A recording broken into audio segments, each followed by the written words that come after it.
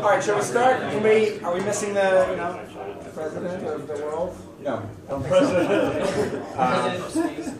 Okay, great. So welcome back to the what are we? The fourth session? Another fourth session.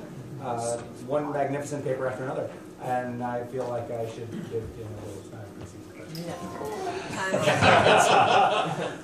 our first talk is going to be about Mini Canron and little languages and cool.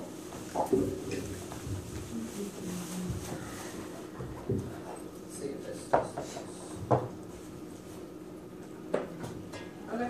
Hey guys, I'm Daniel, and I recently graduated from Indiana University's computer science program. And today I wanted to share with you some things that I did with Jason Heeman and Dan Friedman this past summer before going off to the industry world. As some of you may know, Dan traditionally teaches or introduces the concept of logic programming to his students through the relational language Mini Canron. And this summer I did some research regarding Mini Canron, but first I want to talk about what relational programming is, why it might even be something you want. So just imagine that you have your traditional append, which takes two lists and puts them together, and let's say you add a third argument to it that just represents the output. So in this first case, you just say, okay, I want to append these two lists and store it in the output variable q, and what you get back is what you would expect. They're the results of appending those two lists together.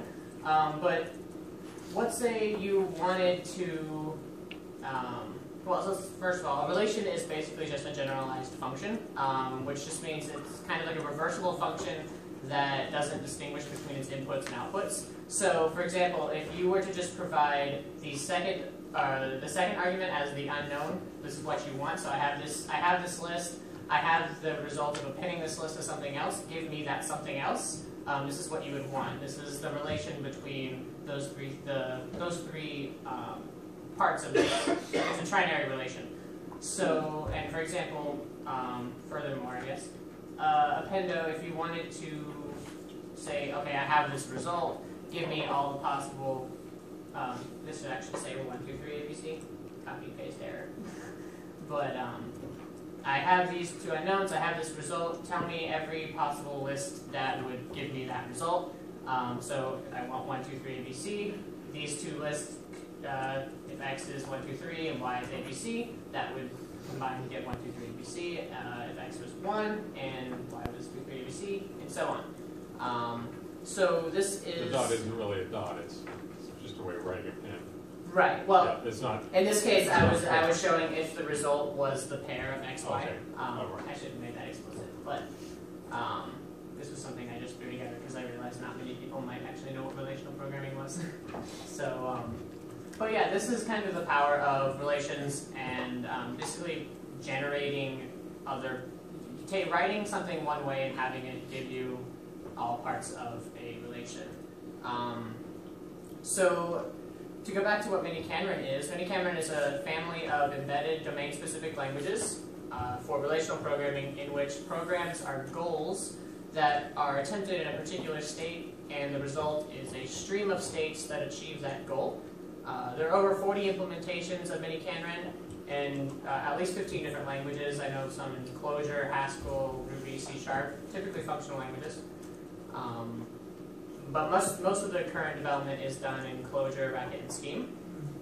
And from my experience with just taking Dan's class, I kind of came to the conclusion that learning logic programming, relational programming specifically, is hard.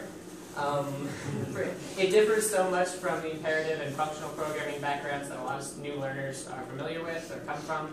And debugging relational programs can be rather challenging, especially because the Mini Canron comes with additional challenges that new users of Mini Canron aren't really accustomed to. Because it's an embedded language, you have access to all of the host language as well as just the Mini Canron specific forms. And so this can give you, I'm not sure where my mouse went, but it doesn't really matter. This can give, lost my train of thought. This can give new users connection fits. Yes, this can be very frustrating if the new users aren't familiar with the host language, because it kind of takes a knowledge of, because you end up with host level error messages when you're debugging, right? So in Minicanren, if this case, if it's written in Racket, you make some mistake, you get a Racket error message that's deep within the implementation, you have no idea what's going on. And so new users who may or may not be familiar with that host language, this really doesn't help them at all. Fixing a broken relation can be nigh on impossible if you don't know much about the implementation you're working with. And so this is the problem that I wanted to solve. I wanted to give Minicanren users a programming environment that actually helped them write relations, helped them learn the language, just some sort of safety blanket that kind of gives them the security that they can do this. And what we came up with was the idea of a series of language levels that are organized into a tiered system where each successive little language exposes more of the complexities of Minicanren that are responsible for much of the frustration that you encounter when debugging a Minicanren program. As the user becomes more comfortable writing Minicanren relations, they can choose to level up, so to speak, gaining access to new features of Minicanren that would allow them to write more complex relations. This is strongly based on the series of Racket teaching languages that was developed in part by Matthias Fellheisen, which was aiming to do something similar with Racket. Now these little languages won't only just provide a safety blanket, just basic syntax checking or anything like that, but hopefully by restricting the language features in this way, it will encourage writing. It will encourage the users to develop a style of programming that lends itself to the relational paradigm in general, and not just Minicanren. So what I'm going to do is give a brief overview of Minicanren, the language itself. The version I'm going to work with was embedded in Racket, and then I'm going to go through one of the biggest challenges that new users face when learning it, which is debugging their relations. So a Minicanren program is a goal. That goal is run in an initial empty state, and the result is formatted and presented to the user. A goal is a function that takes a state, which is some collection of variables and their bindings, and then returns a stream of answers. A stream is a somewhat lazily evaluated list that can be empty, infinite, or anywhere in between, depending on how many answers you're actually looking for and how many answers exist. So goals are also a recursive data structure, so one goal could become made of several sub-goals, and those in turn could be made up of still more goals. Minicanren is a small but powerful language. There are only a few core operators that and forms that programmers actually need to use on a regular basis to construct goals and build their relations. And the first one is unify. This is an atomic goal constructor. It's our most basic one. It is represented in a program by a double equal sign. Traditionally in math it would be a triple bar. And this is a goal constructor, as I mentioned, and what it means for two terms to unify, this goal will succeed if T1 and T2 are the same. If they will unify if they are the same. Now, but by same I mean they can be made syntactically equal under some substitution. So let's say we've got two terms and two unknowns with one unknown in each term, and we replace these with x and y, and then we try to unify these under a substitution where y is bound to 5. Now, this will actually fail because in the first relation, y is in the same position, or 4 is in the same position as y is in the second, which means for these two terms to be the same, 4 would need to be equal to 5, and that can't happen. At least not in this language. Now, if we were to try again under a different substitution, let's say the empty one, then x and y are free to be bound to whatever is necessary for these two terms to be the same, and so this would actually succeed.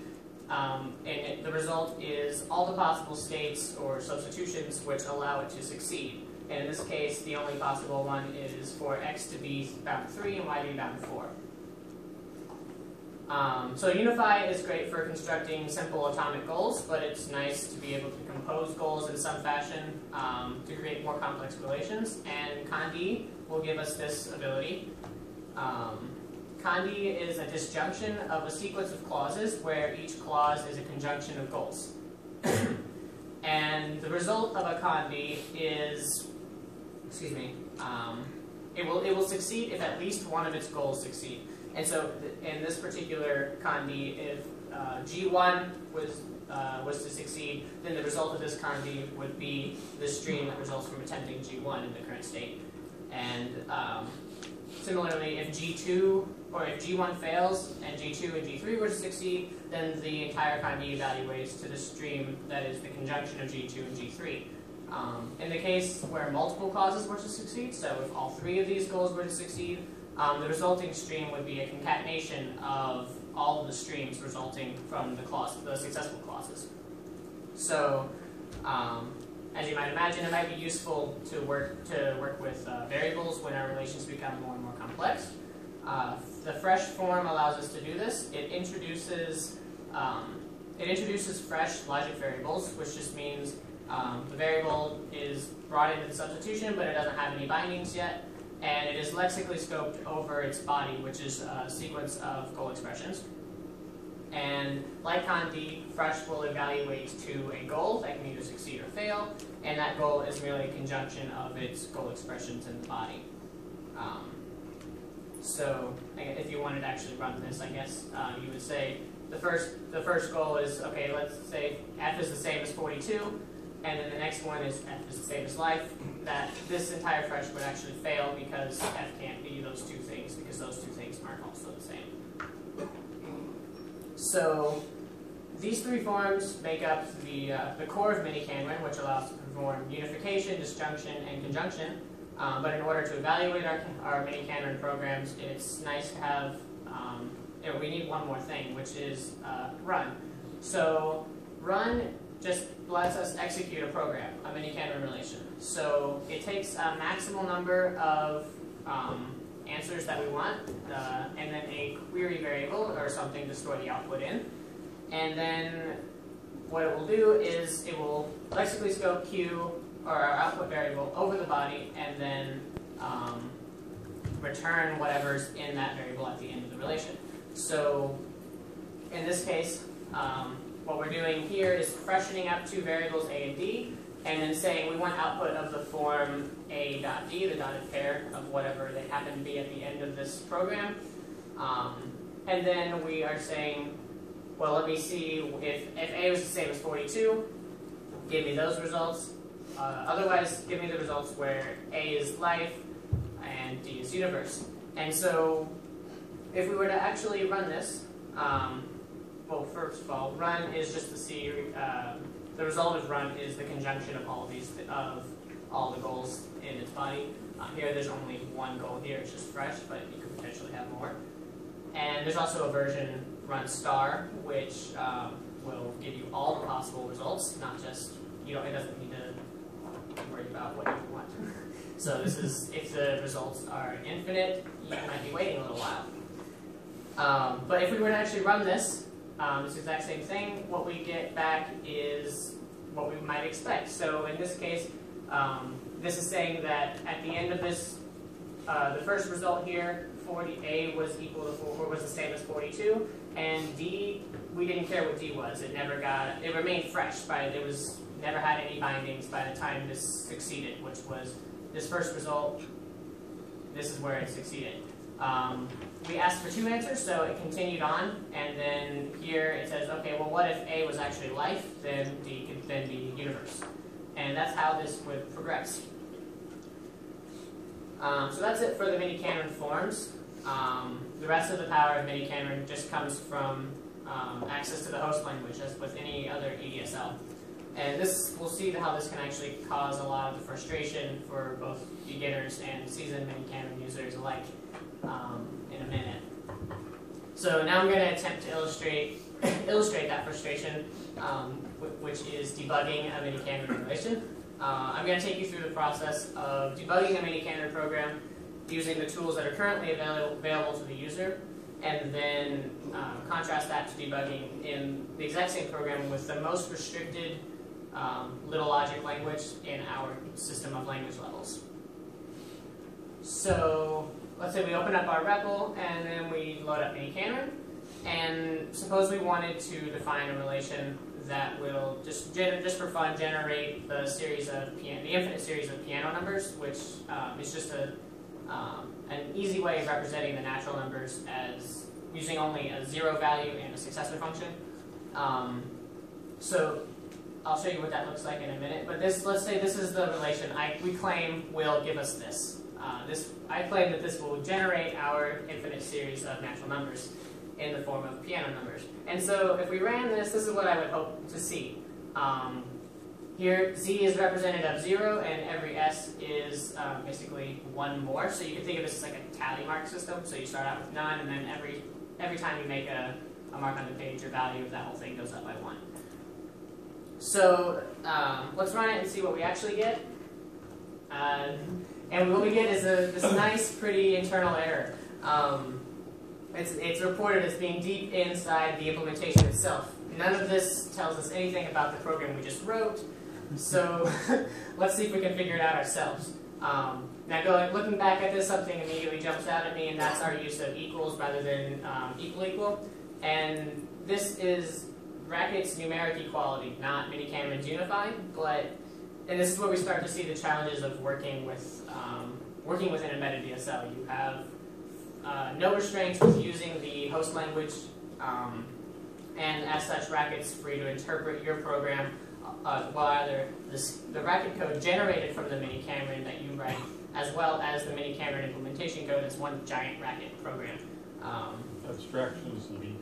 Yes, this is very true. And so we get these nice host level error messages, and it doesn't really give us a context for what we actually did and what went wrong. So if we just fix this and we try running it again, it turns out we get the same error. So we obviously fixed the bug, but it wasn't the one that caused this error. And we still don't have any new information. So if we go back and look at it again, the next thing that jumps out to me would be cond. So this again is valid Racket, but what we actually intended for would be to use the mini-Cameron's cond.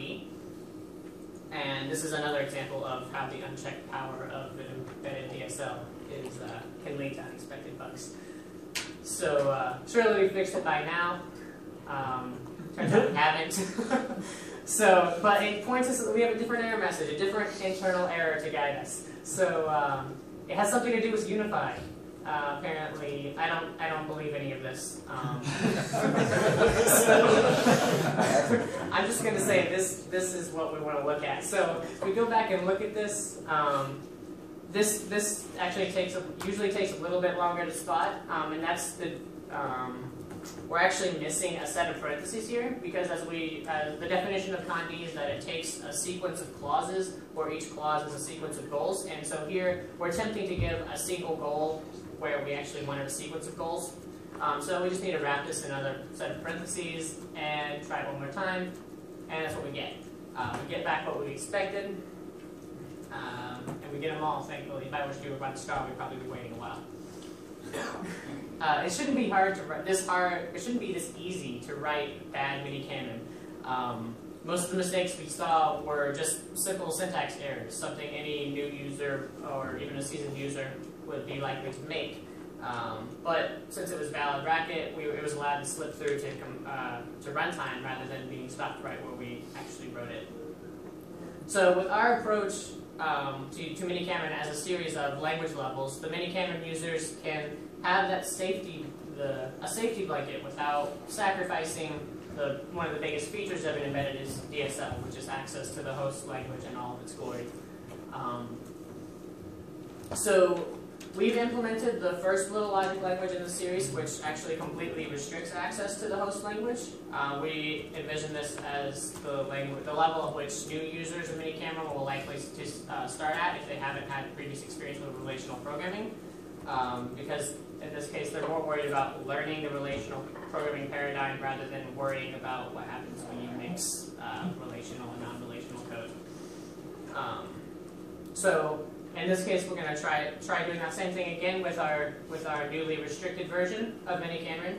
And so the first step we load up freshman, and then since define is actually a racket form, we've provided our own form for defining relations in freshman or in Minicanron.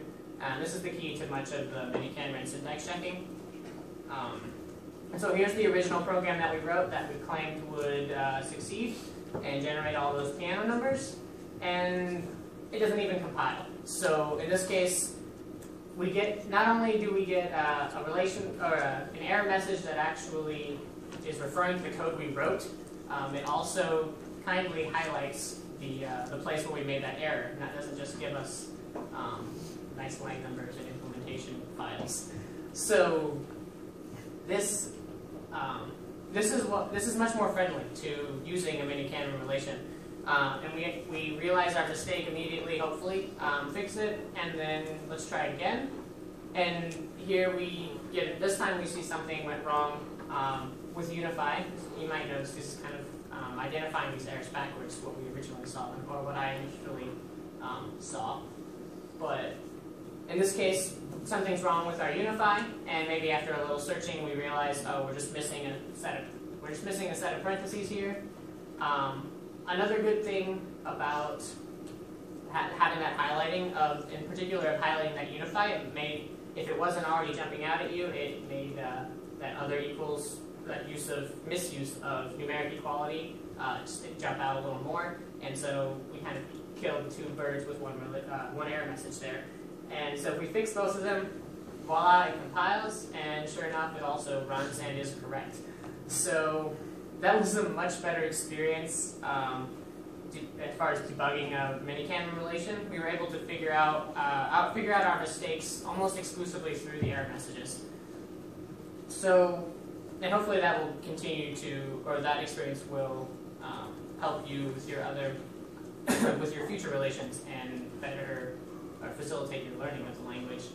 So in our paper, we also outline a few designs for the second level of this language, which would be more tolerant of the host level code. It doesn't no longer exclusively Minicanron forms, but it also will maintain the security that Minicanron provides with the host or the embedded level syntax checking. So, for example, defining top-level goals might be a desirable or useful tool. In the case of freshmen, since we outlawed define, you can't actually do that anymore. They can only be defined within the body of a relation. And so we really aren't sure if anything else should go in between that intermediary level and full-blown Minicanron. It might be possible. Maybe you just want a Minicanron that has no syntax checking for whatever reason. Maybe that kind of inhibits you, and you just want it Minicanron as it exists. So maybe it'd be nice to be able to turn off the syntax checking, so have like a version that has that safety blanket and one that doesn't. But there's certainly a lot of things that can happen with this, and I'm excited to see where it goes. So that's all I had for you. Here's my contact information and a link to the GitHub where we put all of the source code for these files. And thank you.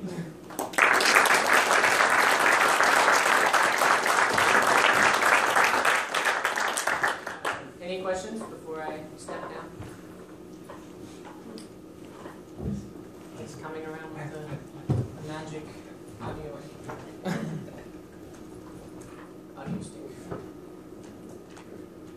I have just a short technical question. Mm-hmm. Is there an occurs check with the Unify?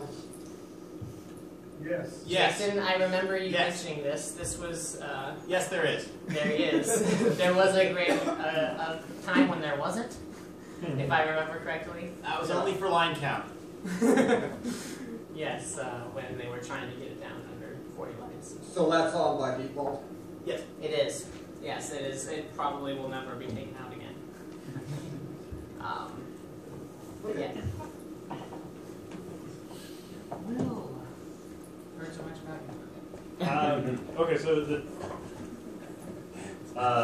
The trickiest syntactic thing you can run into in Minicannon is if you use a lambda and you forget to have a fresh, and you have two goals in conjunction or multiple goals in conjunction, because then Scheme has an implicit begin and just throws away everything except the last goal. Yes. So, and this is something that will trip up even an experienced Minicannon programmer. So, is there any syntactic support for that? So, in this case, for the first level at least, where we've pretty much outlawed Racket, lambda won't actually, you can't actually use a lambda. You can't define a relation without that MIT notation. So you can't have a lambda or a lambda nil there.